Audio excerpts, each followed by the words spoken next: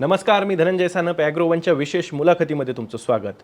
सह्याद्रीच्या पर्वतरांगा ही महाराष्ट्राला लाभलेली नैसर्गिक अशी संपत्ती आहे आणि याच नैसर्गिक संपत्तीमध्ये काही नव्यानं प्रकल्प हे होऊ घातलेले आहेत. आता यामध्ये वेगवेगळे प्रकल्प आहेत, वेगवेगळ्या भांडवलदारांचे आहेत, मोठमोठ्या कंपन्यांचे आहेत आणि या प्रकल्पांमध्ये शेतकऱ्यांची जमीन जाती आहे. याच जमिनीला म्हणजे शेतकऱ्यांची जमीन देण्याबद्दल आणि शेतकऱ्यांच्या जमिनीचं नासधूस होण्यापासून ते वाचवण्यासाठी आपल्याकडे मागच्या काही काळापासून खरं तर 70-80च्या दशकापासूनच मोठ्या प्रमाणात लढे हे दिले जात आहेत.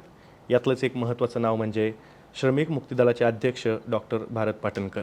ते आज आपल्यासोबत आहेत. या प्रकल्पांना म्हणजेच अलीकडे होऊ घातलेल्या प्रकल्पांना त्यांचा विरोध काय आहे, त्यासोबतच नेमके प्रकल्प कोणते आहेत, ही प्रकरणं काय आहेत, पुनर्वसन किंवा दुष्काळग्रस्त असतील किंवा त्यासोबतच धरणग्रस्त असतील, यांच्या प्रश्नावरती त्यांनी त्यांचं पूर्ण आयुष्य हे वाहून घेतलेलं आहे. ते नेमकं काय सांगतायत, त्यांचे मुद्दे काय आहेत, ते विरोध का करतायत, सगळं काही जाणून घेणार आहोत. सर, तुमचं या विशेष मुलाखतीमध्ये खूप खूप स्वागत आहे. नमस्कार. तुम्ही आता तारळीमध्ये जो काही प्रकल्प उभा केला जातो आहे, अदानींचा तो प्रकल्प आहे, पंप स्टोरेज हायड्रो प्रोजेक्ट आहे तो, त्याला तुम्ही विरोध करतायत आणि विरोध करण्यासाठी तुम्ही आता जवळपास काही हजार शेतकऱ्यांसह त्या तारळी प्रकल्पावरती जाऊन तिथे तुम्ही आंदोलन मोर्चा करण्याचा निर्णय घेतलेला आहे. 5 मे रोजी तुम्ही ते करतायत. तुमचा या प्रकल्पाला नेमका विरोध कशामुळे? खरं असं आहे की अदानीचा प्रकल्प हा कुणाला न सांगता तिथे आलेला आहे. लोकांना काही कल्पना दिलेली नाही. आणि दुसरं म्हणजे की अदानीचा प्रकल्प हा लोकांच्या इरिगेशनसाठी म्हणजे जलसिंचनासाठी दुष्काळी भागातले 2 तालुके आणि निम दुष्काळी भागातला 1 तालुका, आणखीन 1 तालुका साधारण पाऊस पडणारा म्हणजे कराड, पाटण तालुक्याचे काही भाग, नंतर खटाव आणि मान तालुक्याचे काही, कोरेगाव तालुक्याचे काही भाग सातारा जिल्ह्यातल्या. तर इथं सिंचनाचं सोय जी आहे तारळी धरणामुळे झाली. बरोबर. तारळी धरणाचा 2 भाग आहेत त्यात की एक तर तारळी धरणामुळं जे प्रकल्पग्रस्त झाले लोक त्यांचं पुनर्वसन ही आमच्या लढ्यातूनच त्याच भागात झालं, लाभ क्षेत्रात. बरोबर. कारण लाभ क्षेत्रात व्हायला पाहिजे असं कायदा आहे आणि कायदा आम्ही सुधारून घेतला, अनेक नवीन गोष्टी केल्या, त्यात मी काही जात नाही. परंतु हे जे पुनर्वसन झालं यांना आता पाणी देणं हे कर्तव्य आहे, कारण त्यांचं पाण्यासाठी त्यांचं विस्थापन झालेलं आहे. आणि जे दुष्काळी भागासाठी वगैरे पाणी गेलेलं चाललेलं आहे त्यांचा हक्क आहे, कारण त्यांच्यासाठी धरण झालेलं आहे. कारण त्यांचा दुष्काळ संपवण्यासाठी देशाचं उत्पन्न, त्यांचं स्वतःचं उत्पन्न, मुंबईला मायग्रेशन जे होतं, म्हणजे गावोगावी माणसं मोठ्या संख्येने मुंबईला, घरटी माणूस मुंबईला, अशी परिस्थिती त्यामुळे होती. बरोबर. आणि अशा पार्श्वभूमीवर त्यातलं पाणी जर कोणी काढून एका व्यक्तिगत मोठ्या भांडवलदाराला, हे जो टॉपचा भांडवलदार आहे या देशातला, त्या अदानीला तुम्ही देत असाल आणि त्याचा जनतेला तो ते कमर्शियली विकणार आहे, तिथे वीज निर्माण झालेली वापरणार आहे, ते पाणी जनतेचं पाणी वापरणार आहे. शेतकऱ्यांच्या हक्काचं पाणी हे त्या प्रकल्पाला दिलं जात आहे, ते दिलं जाते. हा खरा त्यातला कन्फ्लिक्टचा विषय आहे, त्या संघर्षाचा विषय आहे. आणि त्यामध्ये आम्ही सुरुवातीपासून ही भूमिका घेतलेली आहे की त्याला पर्याय आहेत. आमची चळवळ ही कायमच पर्याय देत राहिली. आम्ही कधीच निगेटिव्ह विरोध करणारी चळवळ एकदाही केली नाही. दुष्काळाच्या वेळी आंदोलन केलं, दुष्काळाला पर्याय दिला. बरोबर. की असं केलं की दुष्काळ जाणार आहे आणि तो डिटेलमध्ये मांडला. तसंच इथे आम्ही पर्याय दिलेला आहे की तुम्हाला जर वीज निर्माण करायची आहे अशी धरणाच्या पेक्षा वेगळ्या अर्थाने, तर तुम्हाला बॅटरी स्टोरेज नावाचा एक पर्याय आहे. ते बॅटरी स्टोरेजला असलं काही लागत नाही. बॅटरी स्टोरेज हे इंडिपेंडेंटली एखादी जागा, कुठली पडीक जागा करून तिथं होऊ शकते. तर फार कमी जागा लागते, कुठलं पाणी वापरावं लागत नाही आणि ती वीज फक्त तुम्हाला बॅटरी स्टोअर करण्याचाच मुद्दा आहे. पीक लोड फॅक्टर जो असतो, जास्त मागणी ज्यावेळेला संध्याकाळची येते देशभर, राज्यभर, त्यावेळेला ती वीज संपूर्ण सर्क्युलेशनमध्ये यायला पाहिजे, असा तो खरा म्हणजे मुद्दा आहे. मग आता हा मुद्दा जर कुणाची जमीन न जाता, कुणाचं पाणी न पळवता जर करणार असेल तर होणार असेल तर तुम्ही काय हे सगळं अदानीला पण याच्यामध्ये एक प्रश्न असा सुद्धा उपस्थित केला जातोय की ज्या लोकांचं याच्यामध्ये समर्थन आहे या प्रकल्पाला, काही लोकांचं असं म्हणणं आहे की समर्थन देणारा पण एक गट आहे आणि त्याच्यामुळे काय होईल, म्हणजे या प्रकल्पामुळे काय होईल तर या भागात रोजगाराच्या ज्या काही संधी आहेत त्या निर्माण होतील आणि त्यातनं याच भागाचा विकास होईल, असा एक युक्तिवाद केला जातोय. त्याच्याबद्दल तुमचं मत काय आहे? ते रोजगार शून्य निर्माण होईल. म्हणजे शून्य म्हणजे एखादी छोटीशी गारमेंट फॅक्टरी असेल ती जेवढा रोजगार निर्माण करेल तेवढाही रोजगार ह्यातून होत नाही, कारण त्याला जागाच नाही आहे, सगळं ऑटोमॅटिक आहे. त्यामुळं आत्ता बांधकामाच्या वेळेला जे कॉन्ट्रॅक्ट लेबरर्स आणून करायचं चालले असेल, त्यानंतर एकदा सुरू झालं की गारमेंट फॅक्टरीमध्ये समजा 150 लोक असेल तर 150, त्या दरम्यान 150, 100, 80 एवढ्या लोकात चालणार आहे सगळं. आणि या प्रकल्पाचा फटका किती, म्हणजे किती क्षेत्रावरती बसू शकतो, किती गावांना बसू शकतो जर तो झाला तर, म्हणजे हक्काचं पाणी त्यांच्या जाऊ शकतं? हां, ती गावं जी आहेत ती लाभक्षेत्रातली 80 गावं आहेत. अरे बापरे. आणखीन इकडची वरची 3 गावं आहेत, म्हणजे जी तिथं तुम्ही प्रत्यक्ष प्रकल्प म्हणून हस्तक्षेप त्यांच्या जीवनामध्ये करणार आहे, म्हणजे त्यांना प्रकल्पग्रस्त करणार आहे तुम्ही. बरोबर. आता ती 3 गावं आहेत, म्हणजे ही 80 आणि 3 83 गावं आहेत. आणि यामध्ये पिण्याचं पाणी आणि शेतीचं पाणी हे दोन्हीवर परिणाम होणार आहे. बर. पिण्याचं पाणीसुद्धा जी तिथून तारळी नदी वाहते, त्या तारळी नदी म्हणून ते पिण्याच्या पाण्याच्या योजना आहेत. बरोबर. पुन्हा पुढं गेलं तर मसूरच्या बाजूला इकडचं तारळीचंच पाणी पुढं गेलेलं आहे, ती कृष्णेला मिळतं, तिथंच मिळतं. त्यामुळे त्यांच्या सगळ्या शेतीचं आणि ते पिण्याच्या पाण्याचं तिथे मसूर नावाचं मोठं गाव आहे, फार जुनं ऐतिहासिक गाव आहे ते. तर अशा या याच्यामध्ये तुम्ही एकच कारण त्यात दिसतं की असे जे कोणी या देशामध्ये मोठमोठे भांडवलदार आहेत त्यांच्या फक्त पदरामध्ये काहीतरी भांडवल पडावं आणि त्यांची संपूर्ण संपत्ती वाढावी, ह्याच्या पलीकडं जनहिताचा एकही जर कार्यक्रम त्यात नसेल तर मग काय जनतेनं विरोध करू नये असा प्रश्न आहे. विरोध म्हणजे जनता पर्याय देते त्यांना, बरोबर. असं नाही म्हणत आम्ही. मग आम्ही धरणंच नको असं मेधा पाटकरांनी भूमिका घेतली होती ना. ते आम्ही जरी एका डाव्या विचारसरणीचे जनरली असं शब्द वापरतात लोक, तसं जरी असलो तरीसुद्धा आमचं भूमिका अशी होती की धरणेच नको असं म्हणता येणार नाही, कारण धरणे जर झाली नाहीत तर दुष्काळी भागाला पाणी मिळणारच नाही. बरोबर. ते पाणी हे तिथल्या तिथे दुष्काळ असताना आणि इतक्या कमी पावसामध्ये आत्ताच्या स्थितीमध्ये शेती करून जगणं शक्य नाही, आणि मग हमाली करायला मुंबईला जाणं, झोपडपट्टीत राहणं याशिवाय दुसरा मार्ग नाही. त्यामुळं तुम्ही तसं न म्हणता की मिनिमम एक साईज कशी आणता येईल धरणाची, म्हणून आम्ही धरणांना सुद्धा अल्टरनेटिव्ह दिले. बरोबर. की तेवढंच पाणी तुम्हाला पाहिजे ना, तर तेवढं पाणी साठण्याची आम्ही असा पर्याय देतो की त्यातून कुणाची शेती जाणार नाही किंवा गेली तरी मार्जिनल जाईल. कोल्हापूर जिल्ह्यात तसं आम्ही अल्टरनेटिव्ह दिला. बरोबर. एका धरणाची 3 धरणाचा अल्टरनेटिव्ह छोट्या छोट्या, म्हणजे त्यातून लोकांचं गावठाण उठलं नाही, काय झालं नाही. तर उचंगी धरण म्हणून आहे तिथे, तर त्यामध्ये आम्ही अल्टरनेटिव्ह दिला. त्यामुळं ते काय असं अल्टरनेटिव्ह आम्ही प्रत्येक धरणाला देऊन जर बसत असेल तर तसे लढे केले, परंतु धरणच नको म्हणजे सौराष्ट्रानं मरावं. म्हणजे राजस्थाननं काय करावं, सौराष्ट्रानं काय करावं, कच्छनं काय करावं, म्हणून आम्ही त्यालासुद्धा पर्याय दिला होता मेधा पाटकरांच्या भूमिकेला, की तिथं तुम्ही जी सी लेवल म्हणतो आपण, की जिथं कालवा निघणार आहे, कालवा निघण्यासाठी जी हाईट लागते त्या हाईटला, म्हणजे कच्छपर्यंत जाण्यासाठी पाणी, त्या हाईटपर्यंत धरण बांधा. म्हणजे ते 20% उंची होत होती आणि वरची 80% उंची काही गरज नव्हती. मग काय करायचं, तर कच्च्या सौराष्ट्रामध्ये ओव्हरसाईज स्टोरेज टँक्स तयार करायचे. अच्छा. तिथे आहे, तिथे पिकतच नव्हती काही अशात. म्हणजे त्यामध्ये मग तुम्ही इथं पाणी साठवण्याच्या ऐवजी एका ठिकाणी धरणामध्ये हेच पाणी पावसाळ्यात वगैरे दोन प्रकारचे पावसाळा तिथे येतात, त्या पावसाळ्यातून ते पाणी तिकडे नेऊन साठवता. बरं. म्हणजे त्या ठिकाणी विकेंद्रित स्टोरेज करता आणि विस्थापन 80% कमी करता आणि त्यांचं तिथंच राहणं सुद्धा शक्य करता, म्हणजे जरा काठापासून बाजूला येऊन त्यांचं पुनर्वसन शक्य करता आणि लोकांना पण पाणी मिळतं बरोबर. आणि दुष्काळ जातो. नाहीतर अगदी महाराष्ट्राच्या सगळ्या गावागावापर्यंत गुरं घेऊन कच्च्या सौराष्ट्राची माणसं फिरतात, बरोबर आहे. आजही फिरतात खरं तर. बरोबर. यामध्ये सर दुसरा एक मुद्दा असा आहे की आता ह्या विषयाकडे येऊच आपण, पण यातला आत्ता आपण तारळी प्रकल्पाबद्दल जशी चर्चा करतोय, इतर भागातही याच तुमच्याच पट्ट्यात म्हणजे विशेषतः पश्चिम महाराष्ट्रातच हे सह्याद्री पर्वतरांगांमध्येच अशा पद्धतीचे काही प्रकल्प अजून राबवले जाणार आहेत किंवा त्यासाठी मंजुरी दिल्याच्या अजूनमधून चर्चा होतात, बातम्या येतात.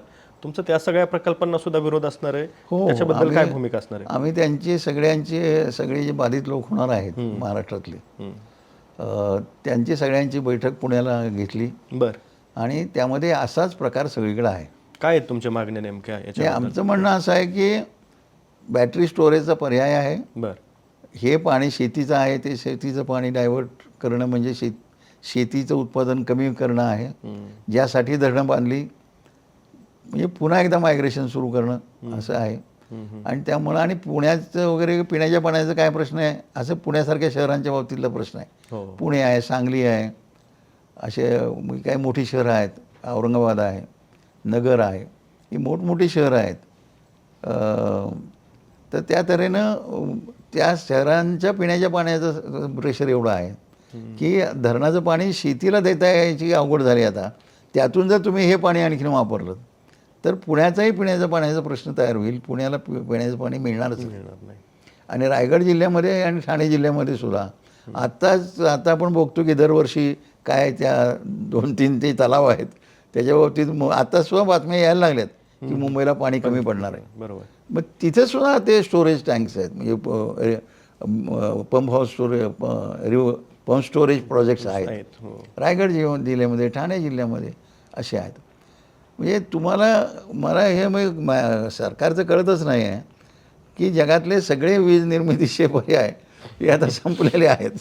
असं आणखी मग आपल्या माणसांना कमी पाणी मिळालं तरी चालेल, परंतु वीज मात्र निर्माण झाली पाहिजे, असा त्याचा अर्थ होतो. एक युक्तिवाद असा सुद्धा केला जातो की भांडवलदारांनी गुंतवणूक केली नाही तर तो विकास घडून येत नाही त्या भागाचा, असा एक युक्तिवाद सुद्धा या सगळ्यामध्ये केला जातो. म्हणजे कुठलाही प्रोजेक्ट आला, आपण विद्युत प्रकल्पाबद्दल बोलतोय, तर त्या भागाचा विकास करायचा असेल तर कुठला तरी प्रकल्प तिथे आला पाहिजे.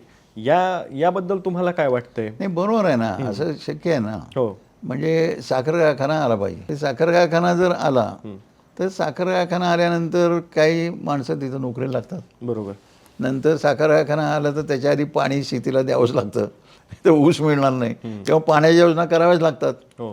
म्हणजे हा विकास कसा आहे की बीड जिल्ह्याला जर पाणी दिलं तर बीड जिल्ह्याचे लोक कुठेही ऊस तोडणीला जाणार नाहीत. म्हणजे काय होईल तर बीड जिल्ह्याचा विकास होईल. बरोबर. आणि तिथं साखर कारखाने होतील. बरोबर. किंवा तिथं आणखी कुठले तरी होतील. तर अशा प्रकारे ज्यामुळे रोजगार निर्मिती होईल आणि तिथं प्रदूषण होणार नाही आणि तिथे हिरवाई निर्माण होईल आणि लोकांच्या घरामध्ये जास्त धान्य अन्न जाईल आणि रोजगार निर्माण होईल, त्या स्थानिक रोजगार, मुंबईला पुण्याला कुठं झोपडपट्टीत न जाता राहायला. असे जे प्रकल्प आहेत ते प्रकल्प आहेत ना. मी एका अर्थाने मी असं म्हणेन की विंड मिल्स ज्या आहेत त्या विंड मिल्सना आम्ही अजिबात नको असा विरोध केला नाही. आम्ही म्हटलं की विंड मिल्सचं जे स्ट्रक्चर आहे ते तुम्ही नॉन रिन्युएबल मटेरियलचं करता कामा नये. तर हे पूर्वी विंड मिल्स भारतात होत्या, जगात होत्या, ते रिन्युएबल मटेरियलच्या होत्या. आता सुद्धा करतात, त्यांना आम्ही पर्यायही दिलेला होता.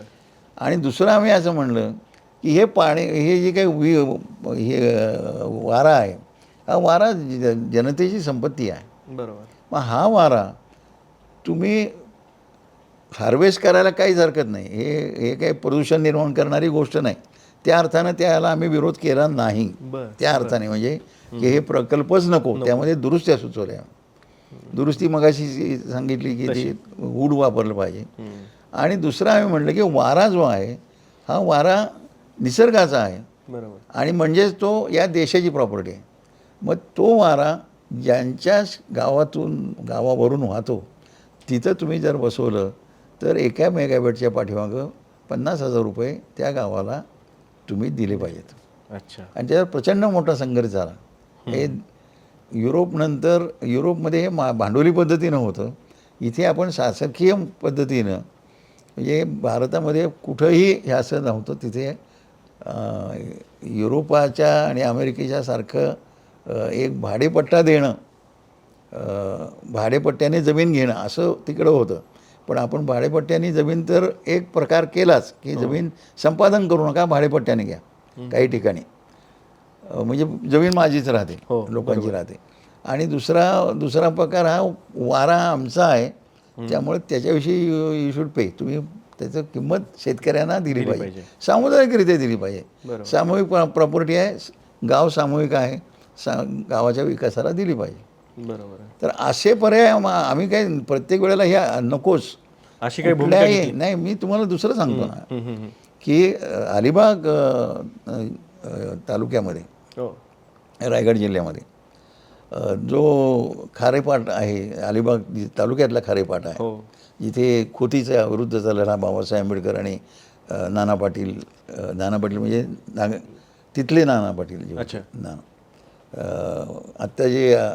आत्ता जे आमदार आले शेका पक्षाचे लीडर्स आत्ता जे आहेत, जयंत पाटील त्यांचे आजोबा. अच्छा, ओके. तर ते त्यावेळेला त्या बाबासाहेबांच्या बरोबर होते. तर त्या सगळ्या त्या लढ्याच्या मधून ती जमीन तिथं मिळालेली आहे. आणि ती जमीन सावकारांची होती मूळची. तर त्या जमिनीमध्ये अदानी नाही, अंबानी आणखीन टाटा यांनी कोल बेस प्रोजेक्ट मंजूर करून आणले. तर कोल बेसमध्ये अलिबाग संपलं, म्हणजे अलिबाग राखेखाली जाणार आणि शेती भोवतालची राखेखाली जाणार. जिथे जिथे कोल बेस पॉवर प्रोजेक्ट झालेले आहेत तिथं हे घडलेलंच आहे. औरंगाबाद जिल्ह्यामध्ये आत्ता घडतच आहे, अजून चालू आहे. तर आम्ही काय म्हणालो तिथे, की आम्हाला वीज निर्मितीला विरोध कशाला करू, आम्ही नाही करणार. वीज निर्मितीला आम्ही पर्याय दिला, की समुद्राच्या लाटापासून अमुक पद्धतीने इतकी मेगावॅट वीज इथं निर्माण होऊ शकते. बायोमास आता इकडं म्हणजे भात शेती आहे, भाताचं भात्यान आहे, गवत आहे, अमुक तमुक आहे, ते बायोमास प्लॅन्टमधून काही निर्माण होते, विंडमधून काही निर्माण होते. हे 3 सोर्सेस आहेत की जे कोणालाही विस्थापित करत नाहीत आणि कोणाला हानी पोचवत नाहीत, कुठं प्रदूषण करत नाहीत. त्याचं कॅल्क्युलेटेड प्रस्ताव आम्ही दिला, सायंटिस्टच्या आधारावर दिला, सायंटिस्टनं त्यात इन्व्हॉल्व करून घेतलं. आणि तरीसुद्धा लढावं लागलं, हे वाईट आहे. तरी लढावं लागलं, परंतु प्रचंड लढा लोकांनी देऊन तो प्रकल्प असावाच म्हणून कंपन्या कोर्टात गेला. तर कोर्टाने उलट, आम्ही कोर्टात गेलोच नव्हतो, कोर्टानेच आमची बाजू घेतली. आणखीन ते तसं प्रकल्प सगळे रद्द झाले. म्हणजे 22 गावं त्यात जाणार होते, म्हणजे जमिनीत जाणार होत्या. आणि बाकीचं तर सगळ्या अलिबाग वगैरे भोवतालचा सगळा तालुकाच उद्ध्वस्त होणार होता. ते सगळं वाचलं. म्हणजे मला उदाहरण काय द्यायचं आहे, की तुम्ही पर्याय दिले पाहिजे, की तुम्हाला इमॅजिन, म्हणजे तुमच्यामध्ये समन्यायी पद्धतीनं जगणारा, कुणाचं शोषण एकमेकाचं न करणारा आणि प्रदूषण वगैरे न करणारा, स्वच्छ वातावरणाच्यामध्ये असलेला निरोगी असा समाज हा तुम्ही निर्माण कसा करता, असे पर्याय देऊनच आम्ही ह्या चळवळी केलेल्या आहेत. विरोध असा नाही, विरोधाला विरोध असं काही नाही आहे. सर, आता याच्यामध्ये तुम्ही पर्यावरणाचा एक मुद्दा उपस्थित केलेला होता. आता हे सगळे प्रकल्प जे काही होत आहेत त्याच्यामध्ये पर्यावरणाची सुद्धा मोठ्या प्रमाणात हानी होणार आहे. म्हणजे सह्याद्री जर का बघितलं आपण तर ते जैवविविधतेनं नटलेलं आहे. त्या अर्थानं आपला तो श्वास आहे, तिथनं आपण तो मिळवतोय सगळं काही. आता या सगळ्यांचं सुद्धा या प्रकल्पांमध्ये मोठ्या प्रमाणात हानी होईल अशी सुद्धा तुम्ही भीती व्यक्त करता? हो ना. आता काय आहे, की हे सगळे प्रकल्प जंगला शेजारी आहेत. बरोबर. म्हणजे त्यामध्ये 2 गोष्टी आहेत, की हे सगळे जागा ज्या आहेत ह्या सिस्मिक सेन्सिटिव्ह जागा आहेत, म्हणजे भूकंप प्रवण जागा आहेत. बरोबर. आणि लँडस्लाईड प्रवण जागा आहेत. आणि लँडस्लाईड झाल्या पण आपल्याकडे आहेत. आणि आता बारीक सारीक चालू असतात, ते कुठं नोंद होत नाहीत. ती मोठ्या 2 वेळा झाल्या त्याची नोंद फक्त झाली, पण ह्या सारख्या चालू असतात. दुसरं म्हणजे हे अभयारण्याचं आहे, क्षेत्र आहे. आणि सह्याद्री हा मुख्य आपल्यातला आहे आणि सातपुडा आहे. हे दोन्ही फ्रजाईल, म्हणजे कसे की जे आता स्वतःला सावरू शकत नाहीत असे पर्वत आहेत. याचा अर्थ असा की सेन्सिटिव्ह ज्याला म्हणू आपण, म्हणजे संवेदनाक्षम, की एखाद्या माणसाला जर असं थोडंसं केलं तरी इथं लाल होतं समजा, हे गोरा असेल तर. तर अशा पद्धतीनं जे संवेदनाशील असं आहे, तर तिथे प्रचंड मोठ्या प्रमाणात हे सगळं लँडस्लाईड सुरू होतील, अशीच तिथली परिस्थिती आहे. दुसरं काय आहे की जे वन्यजीव आहे आत्ताच ते पुण्यापर्यंत यायला लागले. हो. मी पुण्यासारख्या शहरामध्ये बिबटे फिरायला लागलेले आहेत, गवे यायला लागलेले आहेत, पुढे मुंबईला वगैरे, इकडे सुद्धा मुंबईच्या उपनगरांच्यामध्ये वगैरे. तर अशा परिस्थितीमध्ये तुम्ही तिथं संपूर्ण जर सह्याद्रीचा इकोसिस्टीम ही जर डिस्टर्ब करणार असाल, आणि ती डिस्टर्ब होणार आहे याच्यामुळं, कारण यांच्यापासून अगदी 75 मीटर वगैरे अशा अंतरावर अभयारण्य सुरू होतं यांच्या ह्याच्यामध्ये, ह्या प्रकल्पांपासून. हां, म्हणजे अर्धा किलोमीटर वगैरे याच्यापर्यंतच्या याच्यापेक्षा जास्त अंतर नाहीच आहे. मग ती सगळे प्राणी आता तिथून कुठंही जाऊ शकतात, बरोबर. कारण त्यांचा आवाज सुरू होणार, ते सगळं ते यंत्र सारखं ते वीज निर्मिती वगैरे चालू राहणार. मग ही सैरभैर ज्याला म्हणतो आपण अशी होणार. आणि अशा पद्धतीनं तो एक संपूर्ण पर्यावरणाचाच प्रश्न येतो. प्रश्नच आहे, बरोबर. म्हणजे इकडचे जे त्यांचं जे हॅबिटॅट आहे, ती हॅबिटॅट जंगलातली आहे, ती मनुष्य वस्तीमध्ये शिरणार, आणि मनुष्य वस्तीमध्ये हाहाकार होणार, पिकं जाणार, पिकं खाणार, गव्यासारखी, हरणासारखी ही पिकं खाऊन जाणार वगैरे. बरोबर. आणि त्यामुळे तो मोठा धोका आहे. दुसरा धोका जो आहे तो स्वतः पर्वतच खचण्याच्या ला मदत करणारा धोका आहे. बर. कारण तुम्ही एकदा तिथे बोगदा केला की तुम्ही तेवढ्या करत नाही, ते कितीही तुम्ही कंट्रोल्ड, ते म्हणतात की कंट्रोल्ड आम्ही ब्लास्टिंग करतो. कंट्रोल ब्लास्टिंग जरी केलं तुम्ही तरीसुद्धा ब्लास्टिंगच असतं ते. त्यामुळे आज परिणाम दिसत नाही, उद्या परिणाम दिसतो. आणि ही जी धरणं आहेत, या धरणांच्या भिंतींना सुद्धा, इतक्या धरणाच्या भिंतीच्या जवळ सगळं आहे, धरणाची जी भिंत बांधलेली. आता तारणी धरणाचं उदाहरण, आता आत्ताच धरण बांधल्यापासून लिकेज आहे, मोठं लिकेज चालू आहे. आता धरण बांधल्यापासून ते लिकेज ते बंद करू शकले नाहीत, आणि आत्ता ह्या सगळ्या ह्याच्यामधून आणखीन जर लिकेज वाढलं तर वाढणार नाही, याला कोणी गॅरंटी देऊ शकत नाही. तर धरणाला धोका आहे. धरण जर काही धोका झाला तर खाली काय होईल, हाहाकार होईल सगळा. हे पर्यावरणीय जे आहे ते धोके हे फार मोठे धोके यामध्ये आहेत. बरोबर. हे माणसाच्या अन्न पाण्याला त्रास होणं हा जसा आपण बघितला, तसा हे पर्यावरणामुळे शेवटी पुन्हा माणसं झाली त्यामध्ये. एक मुद्दा असा सुद्धा आहे की तुम्ही वर्षानुवर्ष प्रकल्पग्रस्त असतील, धरणग्रस्त असतील, दुष्काळग्रस्त भागासाठी असेल, म्हणजे तुम्ही ती सांगड घातलेली आहे खरं तर, दुष्काळग्रस्त आणि धरणग्रस्त यांच्यासाठी एकदाच काम करायचं.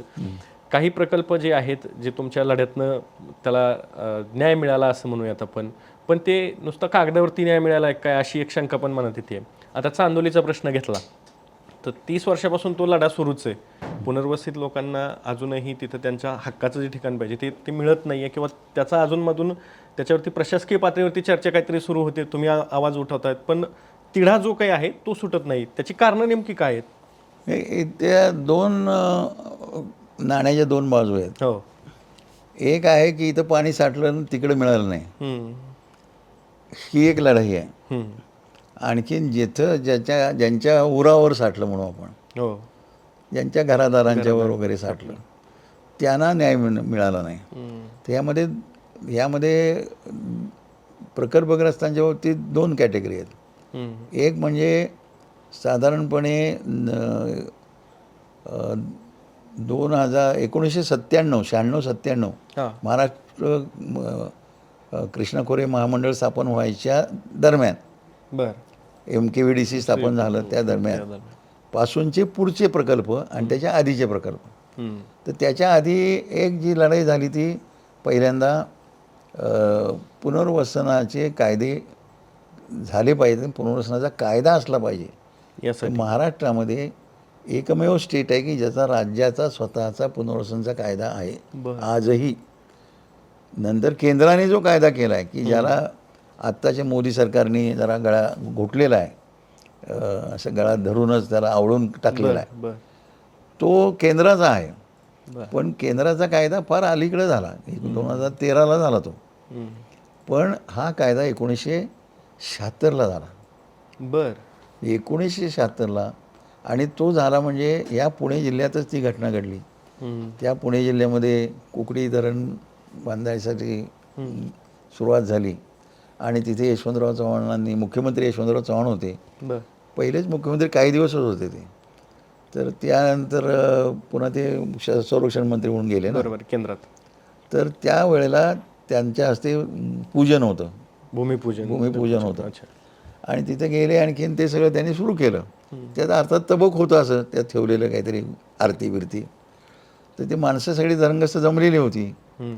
तर त्या स्त्रिया पण होत्या मोठ्या संख्येने. हम्म. त्यातली एका स्त्रीने, एका कार्यकर्तीनं जवळ येऊन ते असं काहीतरी नारळाला हात घेऊन काहीतरी करतायत. पुढचं हां. तोपर्यंत ती जी थाळी होती ती अशी खालनं त्याला थाप मारली आणि अशी उडवून लावली. ते सगळं त्यातले कुंकवाचा करंडा अमकं तमकं सगळं विस्कटून गेलं. आणि मग पोलीस पुढे आले.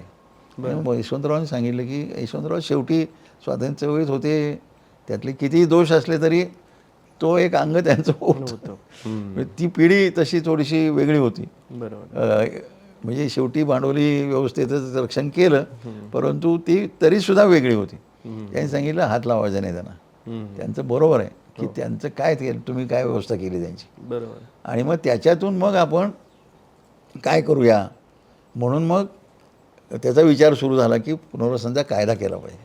अच्छा. आणि मग त्या ठिकाणी कॉम्रेड दत्ता देशमुख म्हणून होते लाल निशाण पक्षाचे, आणि ते कामगार किसानमध्ये सुरुवातीला होते आणि ते इंजिनियर होते स्वतः. ते सिव्हिल इंजिनियर होते. आणि माझं म्हणजे भाग्य की मी त्यांच्यावर काम करू शकलो. तर त्यांच्या अध्यक्षतेखाली ती कमिटी आणि त्यावेळचे पुनर्वसन मंत्री अशी कमिटी झाली. आणि त्या कमिटीनं बाबा आढाव पण त्यामध्ये संबंधित नंतर होते, पण दत्ता देशमुख कमिटी म्हणून ती ओळखली जाते. तर त्याने सगळ्यांनी बसून हा पुनर्वसनचा कायदा पहिल्यांदा तयार केला. बरोबर. आणि यामध्ये पहिल्यांदा आधी पुनर्वसन मग धरण अशी कल्पना आली, प्रत्यक्षात नाही. म्हणजे प्रत्यक्षात अंमलात नाही आली, पण आली ना कल्पना. आणि मग किती जमीन द्यायची, नाही तर जमीन देतच नव्हती. कुठेही जावा. कोयनेला काय केलं, बरोबर. पडीक जमिनी कुठल्या तरी नेऊन दिल्या. आणि पडीक जमीन कुठं रायगड जिल्हा, ठाणे जिल्हा वाटेल तिकडं काहीही केलं. पुनर्वसन कारण पुनर्वसनाचा ब्रिटिश काळातला काहीतरी नियम होता, त्याच्याखाली केलं. बाद झालेल्या जमिनी, माळरानाच्या खडकाळ जमिनी वाटायच्या म्हणून वाटायच्या, असं सगळं झालं. त्यामुळं यांनी काय केलं मग की मला माझ्या शेतीला पाणी मिळाल्यानंतर त्या शेतीचं उत्पन्न, म्हणजे त्यावेळेला वसंतराव नाईक होते मुख्यमंत्री, यशवंतराव चव्हाणांची तिकडे गेले ना केंद्रात. तर त्याने विचारलं की दत्ता तुम्ही मला असं सांगा, दत्तांच्याकडून ऐकलेलं सांगतोय मी, की जमीन म्हणजे काय रबर आहे का की तो असा ताणायचा वाटून, म्हणजे मग त्यातनं मग ताणल्यानंतर तो वाटप करायचा. ते त्या माणसाचं कसं होईल. हो म्हणले, रबरासारखंच आहे, पाणी दिलं की ते रबर होतं म्हणले. जे उत्पन्न एका एकरात येत होतं ते 4 एकराचं उत्पन्न यायला लागतं त्याच एकरात पाणी दिल्यानंतर. आणि ते त्यांनी कॅल्क्युलेट करून, ते शेतकरी पण चांगले होते, त्यांनी शेतीचे प्रयोग पण केले होते बरं का. डाळिंबाचा नगर जिल्ह्यातला पहिला शेतकरी कोण असेल तर दत्ता देशमुख होते. आणि तो चांदोली जे धरण आहे ते त्या कायद्याच्या खाली येत होतं. अच्छा अच्छा. हां. परंतु त्यानंतर आमचे जे नंतरचे लढे झाले, म्हणजे 1990च्या नंतरचे, की ज्या वेळेला दुष्काळी भागातल्या चळवळी करत असताना माझ्यासारखी माणसं तिकडे गेली. बरोबर. आणि त्यामध्ये मग ही सांगड घातली गेली दुष्काळग्रस्त धरणग्रस्त. अच्छा. तर त्यावेळेला हा कायदाच बदलला पाहिजे, अशा तऱ्हेचं एक मोहीम आम्ही काढली. हा कायदा आणखीन सुधारला पाहिजे. आणि त्यामध्ये आधी पुनर्वसन मग धरण हा GR काढायला लागला. अच्छा. म्हणजे त्यावेळेला मला त्या लढ्यातल्या सगळ्या सहभागामुळे, आणखीन काही अभ्यास पूर्ण मांडला असेल त्याच्यामुळे, मला त्या कायदा बदलाच्या समितीमध्ये घेतलं गेलं. आणि त्यामध्ये महाराष्ट्र राज्य पुनर्वसन प्राधिकरण म्हणून त्याची निर्मिती त्या कमिटीमधून झाली, आमच्या कमिटीमधून झाली. वत्स म्हणून सेक्रेटरी होते, आणखीन बाबा आढाव त्यात होते, परंतु बाबा आढाव फारसे आले नाहीत. हो. पण मग आम्ही दोघांनीच ते पुढं नेलं. आणखीन त्या शिफारशीतून पुनर्वसन प्राधिकरण नावाची गोष्ट निर्माण झाली. त्याचा मी पुन्हा 6 वर्ष सलग सदस्य होतो. बर. म्हणजे अंमलबजावणीवर वॉचडॉग म्हणून ती आजही आहे. प्राधिकरण आजही आहे. कारण काय व्हायचं की वेगवेगळे डिपार्टमेंट संबंधित येतात. म्हणजे फक्त पुनर्वसन डिपार्टमेंट येत नाही, इरिगेशन येतं, नंतर फायनान्स आलं वगैरे सगळं. मग प्रत्येक वेळेला ते व्हायचं की ते फायनान्स मिनिस्टरवर बैठक ठेवा याच्यावर, तर ते एकत्र त्या सगळ्या मिनिस्टरना त्या प्राधिकरणच्या बैठकीत बोलवता यावं. बरोबर. तर अशा याच्यामध्ये पण ते चांदोली धरण हे मग त्याच्या आधीचं होतं. अच्छा. आणि मग यांना त्यावेळेला मंडूर गाव जे आहे आणि एकूणच चांदोली धरण या सगळ्यांच्या पुनर्वसनाच्या मध्ये प्रचंड लढाई ही जुन्या पिढीला आमच्या द्यावी लागली. आणि त्यातून जे पुनर्वसन झाले ते आजही त्यातले त्रुटी तशा कायम राहिलेल्या आहेत. आता तुम्ही हे पुनर्वसनातल्या त्रुटींचा उल्लेख केलात. मंदूर आणि उखळीचं प्रकरण जर का बघितलं तर तिथे वन्य प्राण्यांचा म्हणजे वन विभागाची जागा दिली गेली पुनर्वसनासाठी, आणि तिथे परत तो एक प्रशासकीय अडथळा निर्माण झाला की या जागेवरती जे का आता वन विभागाला लागून असल्यामुळे वन्य प्राण्यांचा त्रास तिथे आहेच. तर हा पण तिला त्याचाच प्रोडक्ट आहे का याच्यातनं? ते सांगतो मी. हे कुठं आलं की हे बाहेर पुनर्वसनच्या दृष्टीने आलं. हो. पण मूळ कुठे फ्लॉ आहे. हो. फ्लॉ आहे तो मूळ धरण जिथं होतंय त्याचा पाया घातलेला आहे. त्या पायाखालची जमीन ज्यांची गेली त्यांना पुनर्वसन कायदा लागू नये. पुन्हा त्याच्या खालची जमीन आहे जिथे कॉलनी होते, ती कॉलनी अनेक वर्ष चालते. कोयनेला प्रत्येक धरणाला कॉलनी आहे. बर. मग त्या सगळे इंजिनियर ते मोठा ताफा बिफा सगळा असतो. त्यांची घरं, त्यांचं अमुक बंगले आणि अशा या सगळ्या कॉलनीसाठी जी आणि भिंतीच्या खालची आणि भिंतीच्या पुढची अशी जी जमीन जाते, या जमिनीच्या जाणाऱ्या लोकांना पुनर्वसन कायदा लागू नाही. बर. मग तो आम्ही संघर्ष करून तो पुनर्वसन कायदा लागू आहे म्हणून एक प्रक्रिया सुरू केली. आता मंडूरचं जे झालं ते, पण ती प्रक्रिया मध्येच थांबली कारण कोयनेला तशीच मागणी आली. अच्छा. आणि कोयनेची मागणी धुडकावण्यासाठी इकडची पण धुडकावण्याचा दृष्टिकोन शासनाने घेतला. पण ते काय अजून नाकारू शकत नाही की त्यांनी यांना पुनर्वसन पात्र ठरवलेलं आहे. त्याचं रेकॉर्ड आहे, त्यांच्या सहीचं रेकॉर्ड आहे. हा एका बाजूला भाग. आणि हे जे आहे सगळं फॉरेस्टला लागून आहे. बरोबर आहे. ही सगळी धरणं फॉरेस्टला लागून आहेत. तसं हेही धरण फॉरेस्टला लागून आहे, पण इथे प्रोटेक्टेड फॉरेस्ट आहे.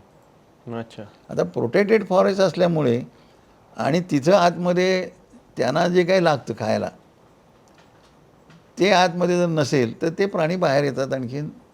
बरोबर आहे. कारण माझ्या आठवणीमध्ये जे पहिल्यांदा ते फॉरेस्ट आहे ते माझ्या आईने माझ्या वडिलांच्या मित्रांनी 42 सालचं सांगितलेलं होतं. तिथे त्या फॉरेस्टमध्ये पत्री सरकारच्या काळात बंदुका घेऊन जे फिरत होते, पुन्हा हल्ले करायचे, पुन्हा तिकडे जायचं, असं जे करत होते त्यावेळेला माणसं जंगलात राहत होते आणि काही नाही, वाघ बीघ काय असं गेला तरी माणसं शेजारून जात होती. आता अलीकडेपर्यंत जात होती. ह्या माणसांना उठवण्यापर्यंत सुद्धा माणसं तिथं शेतीविधी करून व्यवस्थित राहत होती. आता मग असं काय झालं की बाहेर यायला लागले आणि शेतीच खाऊ लागली, बाहेर यायला लागले आणि माणसांना करू लागले. कुठं पुण्यापर्यंत बिबट्या यायला लागला. याचा अर्थ असा की तुम्ही त्यांना लागणारा सगळा जो भाग होता तो विकासाच्या नावाखाली जे प्रोजेक्ट तुम्ही केले त्यामध्ये जी जंगलाची तोड केली. या वारणा धरणाच्या बांधकामाच्या दरम्यान एक प्रचंड जंगलतोड झाली. कोयना धरणाच्या बांधकामाच्या दरम्यान प्रचंड जंगलतोड झाली. ती नंतर चालू राहिली. ती जंगलतोड मी पकडलेली आहे. म्हणजे पकडण्यामध्ये म्हणजे तो त्यातला माणूस असा सोन्याचा दात वगैरे असलेला माणूस मला माहिती आहे. तो आता म्हातारा झालेला आहे. असले हे प्रचंड मोठे कॉन्ट्रॅक्टर्स जंगलतोडीचे. आणि कॉन्ट्रॅक्टरना सामील कोण आहे ते जंगलाचेच लोक. आणि इथे एक औषधी वनस्पतीचा एक वारणाच्या या भरणे जे आहे चांदोलीचं हो त्यामध्ये तो एक वनस्पती सापडलीच होती. हो हो हो त्याच्यामध्ये सगळा व्यापार सगळे याचे लोक सामील होते फॉरेस्टचे त्यामध्ये. त्या वनस्पतीला बाहेर आणून त्याचं परदेशी एक्सपोर्ट पण करत होते, सगळं होतं. आणि यामुळं हे बाहेर आता यायला लागलेले आहेत. आणि हा प्रश्न आजपर्यंत आम्ही काढत होतो की शेजारचे आता लोक शेती करू शकत नाहीत. बरोबर. मंडूरच्या लोकांची जी काही शिल्लक राहिली शेती ती करू शकत नाहीत. आजूबाजूच्या सगळ्याच गावांची ती परिस्थिती आहे. तिकडे पलीकडे शाहूवाडी तालुक्यात तीच परिस्थिती आहे. मग आमचं म्हणणं असं आता आहे की आम्हाला जंगलातलं जास्त कळतं. बरं. तुम्ही ट्रेनिंग कुठं घेऊन आला असेल ते असाल. तुम्ही आम्ही आज जे डंग म्हणून आहेत की ज्याला ते देवराय नाव देतात, म्हणजे आधुनिक जे संशोधक आहेत ते जरा वेगळ्या विचाराचे असतात. बरोबर. त्यांना ते जास्त आवडतं. कुठनं तरी त्यांनी नाव शोधून काढलं. डंग याचा अर्थ आमची जी देवता आहे, कुलदेवता म्हणजे कुलस्वामिनी आहे. बरं. म्हणजे ती काही देव देव नसते. नसते. तर ती कुलस्वामी आणि कुलस्वामिनी यांची राहण्याची ठिकाणं होती. त्याच्या भोवती जे जंगल आहे त्या जंगलातलं काहीही तोडायचं नाही. तोडायचं नाही. बरोबर. म्हणजे त्यांना आम्ही हे सांगतोय आत्ता की जीन पूल आत्ताचा गुणसूत्रांचा प्लॅन्ट वर्ल्ड जे आहे, म्हणजे जे वनस्पती विश्व आहे त्यातला जो जीन पूल आहे, गुणसूत्र, त्याचा सगळ्याचा साठा तिथे आहे. बरोबर. त्याचा अभ्यास तुम्ही केलेला नाही. परवा आम्ही त्यांच्यावर आत गेलो तर त्यांना सांगितलं की यातलं सगळं रेकॉर्ड झालं पाहिजे. बरोबर. की यात कुठल्या प्रकारची झाडं आहेत, कुठल्या प्रकारच्या वेली आहेत, कुठल्या प्रकारची गवतं आहेत, आणि ते दुसरीकडे कुठं आहेत का, त्याचे प्रत्येकाचे उपयोग काय आहेत, औषधी कसले आहेत, काय आहेत, असं प्रत्येकाचं त्यांनी आता कबूल केलं आम्हाला. चहा घ्या. चहा घेत आणि मग अशा याच्यामध्ये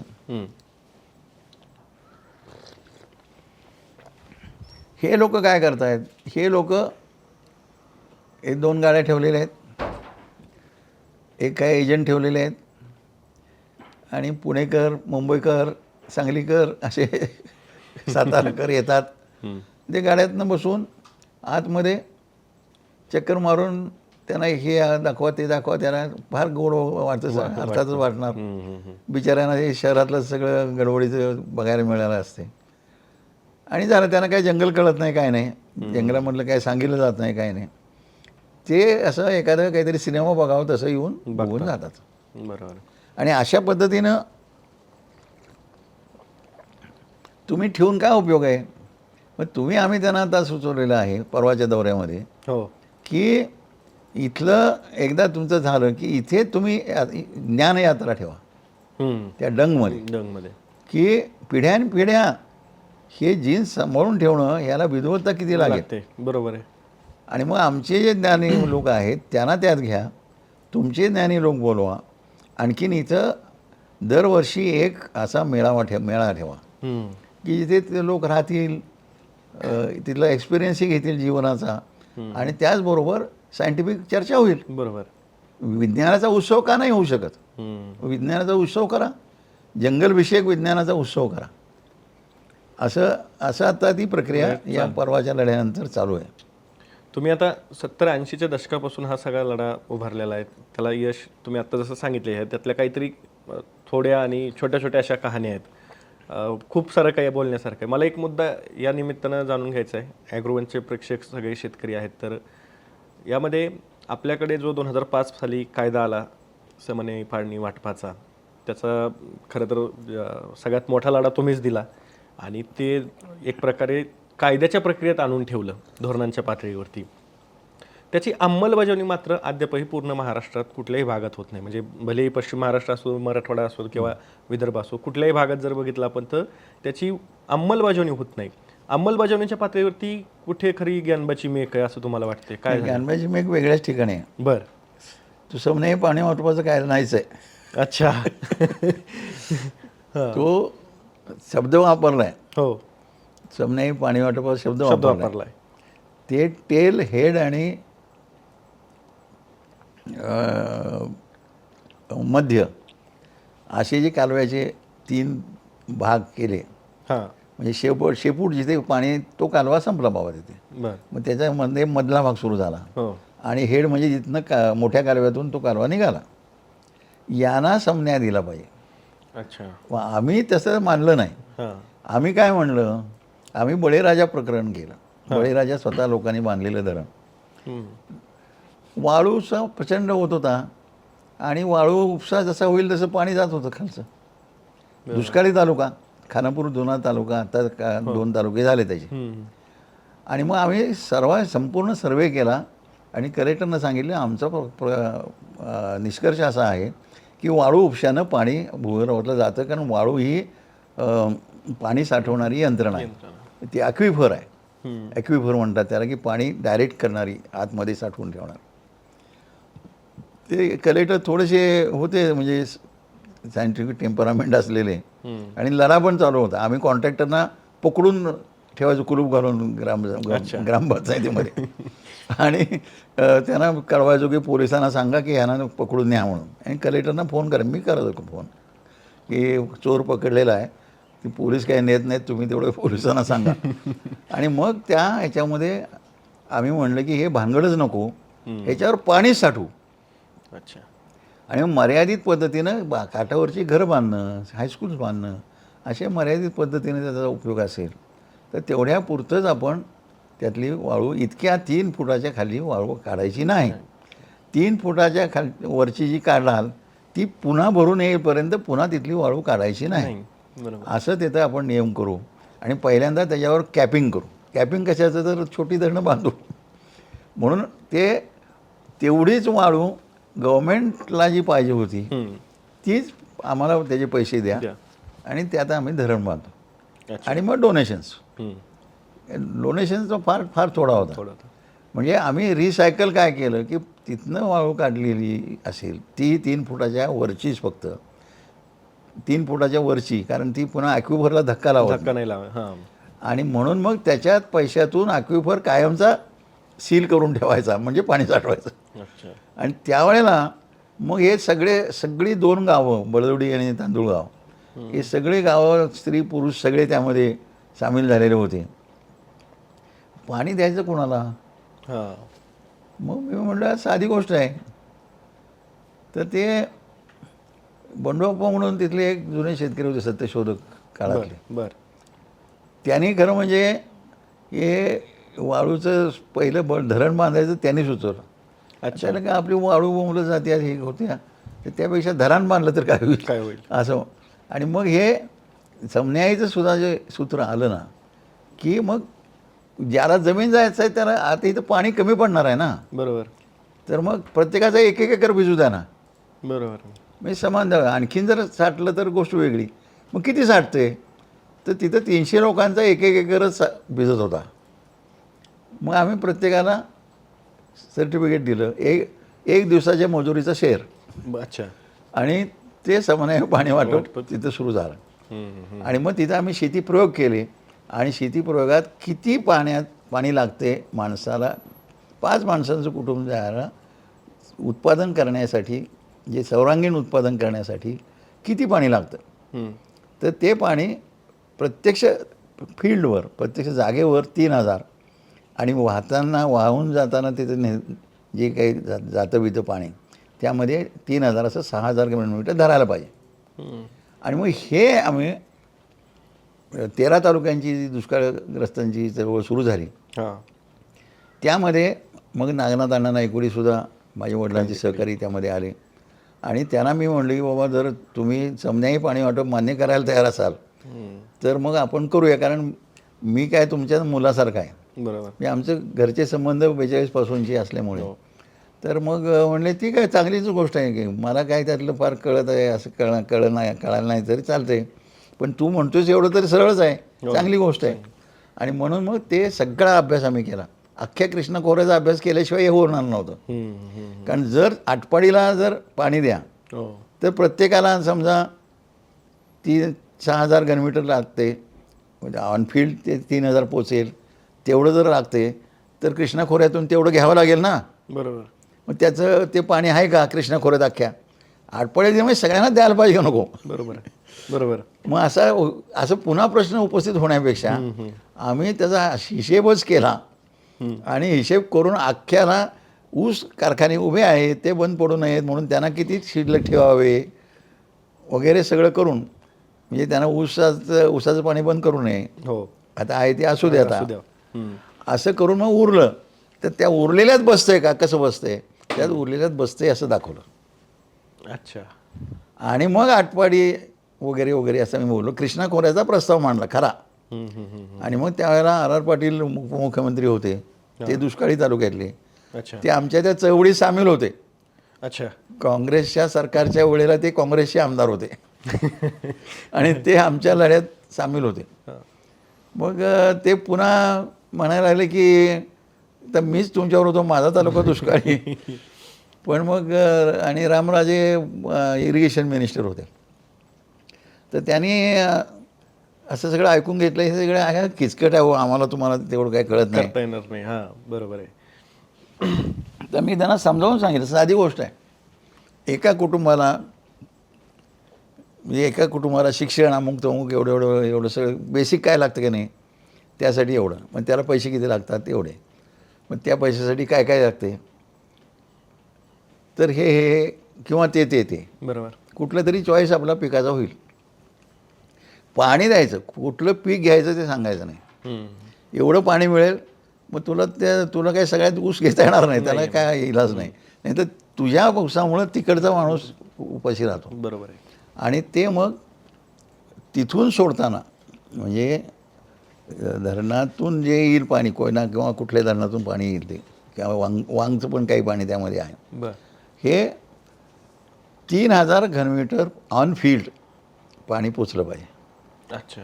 असा हिशेब हे केला. मग ते म्हणाले की हे तुम्ही 3 तालुक्यात, तुम्ही म्हणता सगळे तालुके, त्यामध्ये त्यापेक्षा तुम्ही सगळ्या दुष्काळी तालुक्यात म्हणत होतो आम्ही, म्हणजे 3 तालुक्यात तुम्ही दाखवा, मग आपण सर्वत्र सर्वत्र करू. अच्छा. मग ते सँक्शन जी होती ती सांगोला, आटपाडी आणखीन तासगाव 3 तालुके. हां, सांगोलासुद्धा गणपतराव देशमुख वेळेवर पोचले नव्हते, त्यामुळे तो नंतर घालावा लागला. अच्छा. कारण ते आले नव्हते म्हणून आम्ही काय नाव सांगितलं नाही, कारण ते प्रयोग करण्याचा मुद्दा होता, ते राबणार कोण तिथं. आणि आता आटपाडीला आणखीन एक स्टेप पडली आटपाडीच्या पूर्ततेच्या दरम्यान, की मध्ये आम्ही असा विचार केला की त्यासाठी लढाई केली की हे पाणी जर कमी आहे तर पाट सगळे मोडले जातात, पाट कोण शिल्लक ठेवत नाही आणि पाणी सगळं वाया जातं. बरोबर आहे. चोरी केली जाते पाण्याची. आणि मग तुम्ही फॉसिल काय वापरतच नाही, दगड बिगड हे सगळं सिमेंट बिमेंट वापरतात. त्यापेक्षा पाईपलाईन डिलिव्हरी करायची. बरं. आणखीन त्यामुळं तिप्पट क्षेत्र भिजवता येतं आणि पैसे कमी येतात. कुठल्यापेक्षा या फील्ड चॅनलच्या पेक्षा पैसे कमी होतात, म्हणजे खर्च कमी येतो आणि चढावरच्या सगळ्या गावांना पाणी मिळतं. बरोबर. अशा पद्धतीनं आटपाडीला त्या ठिकाणी लोक काय म्हणत होते की आमचं गाव टेकडावर आहे ना, आम्हाला कुठलं पाणी येतं, त्यांनाही आता पाणी मिळतं. आता आटपाडी हा पाणी लोकांनी ताब्यात घ्यायला सुरुवात केली. ताब्यात आता 17 पाणी संस्थांच्यामध्ये जवळजवळ प्रत्येकाची 1,500 2,000 हेक्टर आहे. उरलेल्यांचं प्रक्रिया चालू आहे. अशी जी 40 गावं आहेत, काही तर अजिबात पाणी त्यांना द्यायचं नव्हतं, काही अंशतः पाणीवाली होती, त्या सगळ्यांतल्या प्रत्येक कुटुंबाला माइंडवेल 3000 घनमीटर पाणी बाहेरून द्यायचं आहे. अच्छा. आणि पाणी इंटिग्रेटेड आहे, म्हणजे कसं तिथल्या तलावांचं पाणी, तिथल्या ओढ्यांचं पाणी, तिथल्या बंधाऱ्यांचं पाणी, तिथलं भूगर्भातलं पाणी, ह्याची बेरीज करायची. कारण हे तुम्ही वाया घालवणार, बाहेरचं आहे तेच घेणार आणि दुसऱ्या तालुक्याला कमी पडणार असं नाही ना. बरोबर बरोबर. म्हणून हे मॉडेल आता असं इंटिग्रेटेड मॉडेल आहे. आणि याच्यावर मग एक संघर्ष झाला. हे सगळं संघर्षाचं मी काहीच सांगितलं नाही. 30 वर्षाचा संघर्ष आहे. ह्याचा संघर्ष डोक्याचा, आणखीन फिजिकल संघर्ष. तो मुंबईला आझाद मैदानावर किती वेळेस आंदोलन आणि आणि यातून आता मध्ये ते 5 वर्षापूर्वी काय जे हे आघाडीचं सरकार होतं बघा, महाविकास आघाडीचं 2019 साली. हां. तर त्यावेळेला मी शरद पवारांना म्हणलं की हे असं आम्ही केलेलं आहे, तुम्हाला माहिती आहे सगळं, त्यांना माहीत होतं सगळे. बर. तर हे तुम्ही आता सार्वत्रिक सगळ्या महाराष्ट्राला लावण्यासाठी बैठक घ्या ना. बरोबर. मग त्यांनी बैठक बोलवली हम्म. त्यांच्या यशोदामध्ये. ते मंत्री बोलवले होते, म्हणजे जयंत पाटील इरिगेशन मंत्री होते हो. आणि अजित पवार उपमुख्यमंत्री होते. त्यांनी आडवे तिडवे इकडे तिकडे प्रश्न काढले. आम्ही त्यांना काय सांगायचं ते सांगितले, उत्तरं दिली. परंतु ते जे अडकलं तिथे ते झालं, ठीक आहे, करायचं झालं, पुढं काही झालं नाही. पुढं काय झालं तर त्यांनी वारणा धरणातलं शिल्लक पाणी इंडस्ट्रीचं साठी वर केलेलं हां. ते बाजूला काढून सगळ्या तालुक्यांना जास्तीत जास्त दिलं, की मी कसं सगळ्यांना वंचितांना पाणी दिलं असं म्हणून. तो त्यांनाही उपयोग झाला नाही. पुढच्या निवडला दुसरेच कोणतरी तिथनं निवडून गेले. आणि हे सगळा जो दिशा होती, ती दिशा ही राजकारणामध्ये मोडून टाकली. पण आम्ही काही थांबलो नाही. तर आता 105 गावं ह्याच्यामध्ये नव्या लढ्यात आली, बर. की जी वारणा धरणाच्या वरचा जो वारणा धरणच्या डोंगरात बांधलेला आहे, हो. तिथून जो सह्याद्री सुरू होतो, सह्याद्रीचा सडा, तिथून ते पार ह्याच्यापर्यंत पाटण तालुक्यापर्यंत वरच्या गावा सगळी मुंबईला असतात, घरानं कुलप वगैरे. तर त्या सगळ्या गावांना 105 गावांना आता समन्वय पाणी वाटतो, बंद पाईप. अच्छा. आणि त्याचबरोबर वारणेचं चांदोली धरणाचं पाणी हे पहिल्यांदाच सूक्ष्म सिंचन, म्हणजे ठिबक म्हणजे सरकारी ठिबक, बर. असं 28 किलोमीटरपर्यंत जो कालवा आहे तो बंद पाईपमध्ये कन्व्हर्ट करायचा. आणि ठिबक जे असेल ते सरकारी पद्धतीनं सरकारची खर्चानं होईल. अच्छा. ठिबकपर्यंत सगळं करून द्यायचं.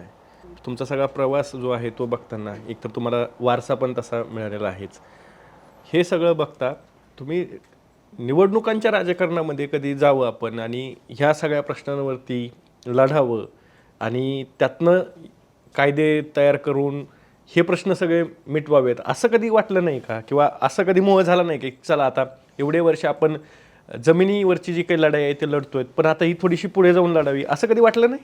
मला बुद्धानं, महात्मा फुलेनी, बाबासाहेब आंबेडकरांनी, मार्क्सनी असं शिकवलं की जोपर्यंत व्यवस्था आहे विशिष्ट प्रकारची, तोपर्यंत त्याचं वरचं जे शासन करणारी यंत्रणा असते तिच्यात जाऊन व्यवस्था बदलता येत नाही. ती तशीच राहते. म्हणजेच काय, निवडून जाऊन तिथं तुम्ही काय केला तर त्या व्यवस्थेच्या चौकटीत तुम्हाला काम करावं लागतं. बरोबर. आणि म्हणजे मला काय, मी करप्ट होण्याची भीती नाही आहे, पण मला राजीनामा देऊन बाहेर बाबासाहेबांसारखं यावं लागेल. हे मला नको होतं. म्हणजे वसंतदादांनी, मी 24 वर्षाचा असताना मी सगळं सोडून बाहेर पडलो. मी MD गायनेकॉलॉजी करत होतो. प्रॅक्टिस एकही दिवस केली नाही? नाही, हॉस्पिटलमध्ये केलं ना, MD करताना करावंच लागतं. तर तेव्हा मुख्यमंत्री होते ते वसंतदादा. तर म्हणले, तर मी म्हणले ते तू काय कुठं आला तुझं आता, MD होऊन आता गावाकडे कधी जाणार आहेस काय? तर म्हणलं मी आता सोडून दिलं. सोडून कशाला दिलं? तू MD पूर्ण कर. आता काही शेवटचं राहिलं होतं बरं का. तर मी म्हणलं आता काय, तुला मला मंत्री करायचं आहे, आता येत्या निवडणुकीत तुला उभा करणार आहे मी. बर. आणि तुला मंत्री करायचं आहे मला, बाबूजीच्या नंतर तुला मंत्री करायचं आहे, वडिलांनंतर. आणि तू एवढं चांगलं काम करतोय, तू चांगलंच करणार काम. तर मी त्यांना नमस्कार केला खाली वाकून. मी म्हणलं लोकांसाठी काय करायचं ते करतो, हे काय नाही. आणि मग धन्वंतरी क्रांतीवीर धन्वंतरी दादा आमच्या गावचे, माझ्या वडिलांचे सहकारी, 4200, ते वारल्यानंतर शोकसभेला दादा आले होते. आणि शोकसभेला मी भाषण केलं त्यांच्या आधी, आईनं पण आमच्या केलं होतं. आणि मी म्हणलं की दादा तुमचं आताच्यामध्ये ते सगळे तुम्ही व्यवस्थेमध्ये धक्के भरपूर खाल्लेले आहेत, मग तुम्ही पुन्हा आणखीन बाजूलाही गेला, सगळं झालं. पण तुम्ही जे स्वप्न पाहिलं होतं ते स्वप्न साकार करण्याकडे तुम्ही जाऊ शकला नाही. आणि ज्या शेतकऱ्यासाठी तुम्ही झटला, जे सगळं केलं, त्या शेतकऱ्याच्या जीवनामधला एवढा बदल करूनही तुमच्या समाधानाच्या पद्धतीनं काही घडलं नाही, ही एक खंत तुमच्या मनामध्ये असली पाहिजे. म्हणजे आमच्यासारखी पोरं तुम्हाला काय सांगणार. बरोबर. तेव्हा आम्हाला असं दिसतंय की तुम्ही काय करू शकलेलं नाही आहे, करू दिलेलं नाही तुम्हाला काय. मग ते जे बोलले ते उठले, शेवटी बोलले ते म्हणले पोरगं म्हणते ते खरं आहे, मी खरंच शेतकऱ्यांसाठी काय करू शकलो. आणखीन मग त्यांनी ती शेतकऱ्यांची संघटना एक चालू केली. बरं. आणखीन मग त्याच्यामध्ये होते ते. नंतर मग सोलापूरला गेले डायबिटीसच्या ह्याच्यामध्ये. मग तिथे एकदमच गेले. म्हणजे खरं ते जातील असं त्या दिवशी काही परिस्थिती नव्हती. पण त्यांच्या मनातली खंत त्यांनी व्यक्त केली की माझं हे वाया गेलं सगळं असं आहे. अच्छा. त्यामुळे निदान तेवढं तरी राजकारणापासून दूर राहणं. सर, खरं तर तुम्ही वेळ दिलात आणि वेगवेगळ्या विषयांवरती तुमची जी काही महत्त्वाची मुद्दे आहेत त्याच्यावरती तुम्ही तुमचं मत मांडलं. तुमच्या भूमिका ज्या आहेत त्यासुद्धा आमच्या प्रेक्षकांना, शेतकऱ्यांपर्यंत त्या तुम्ही या माध्यमातून मांडल्या. खरं तर तुम्हाला एक वारसा आहे, कौटुंबिक वारसा आहे. इंदुताई पाटणकर तुमच्या आई आणि बाबूजी पाटणकर हे तुमचे वडील. तुम्ही त्या स्वातंत्र्य लढ्याच्या सगळ्या चळवळीत तुम्ही घडत पुढे आलात.